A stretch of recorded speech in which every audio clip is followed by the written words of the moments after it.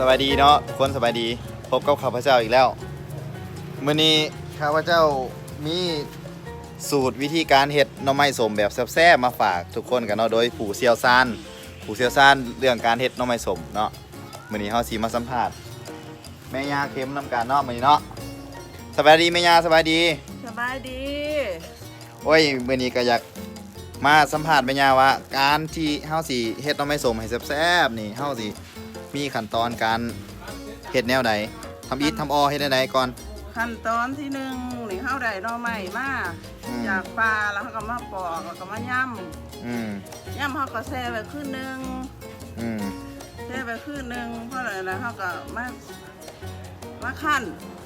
น้ำมันออกแล้วก็มาคั่นแนวนี้เนาะแม่เนาะมาคั่นนี่คั่นอย่างที่พี่น้องเห็นนี่แหละใส่พวกประมาณให้มันอ่อนประมาณแล้วมาคั่นแล้วก็มาคั่นเอาทีเบิร์ดน้ำหึ่มนี่น้ำหึ่มนี่ไม้ทั้งน้ำได้ไหมยามันคมๆหมดเลยน้ำหึ่มในน้ำขมมันเนาะ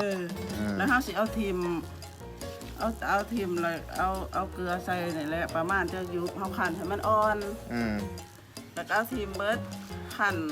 นจนประมาณว่ามันได้มันอ่อนมันได้อะไรเนี่ยก็เอาไปล่างหมดเลยเนี่ยไหนมาซาวเกลือใหม่ปรุงรสว่าเขาสิเอาเนื้อแก่ๆจักหน่อยบ่หรืออ่อนๆแล้วแต่เฮาสิเอาต้องได้ซีมเบิ่งน้ำกันเนาะก็ใส่น้ำเข้าไปนี่พ่อประมาณนี่ละพ่อสมเนื้อสมมันนี่แล้วขั้นตอนบ่หลายปานใดหลังจากนั้นแล้วก็เอาใส่แอบใส่ยังไว้เนาะใส่แอบใส่กาบใส่กระพุกแล้วแต่เฮาสิใส่ประมาณใส่เวลาโดนปานใดน้อยนี่ก็ได้นี่ใส่แก้วนิดหน่อยกันเนาะแบ่งใส่เนาะนี่ไม่ยากเฮ็ดขาย2แก้วนี่5,000 กีบโอ้ยโปรโมทเลยได้นี่อย่าลืมมาอุดหนุนเพิ่นเด้อ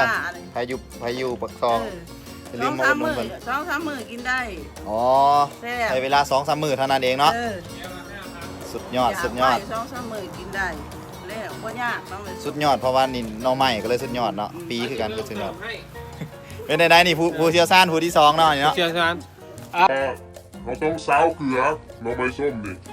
คันว่าเราชิมเบิ่งคันมันยังจางอยู่เราต้อง30เกลือทำอีกนะซาวเกลือก่อน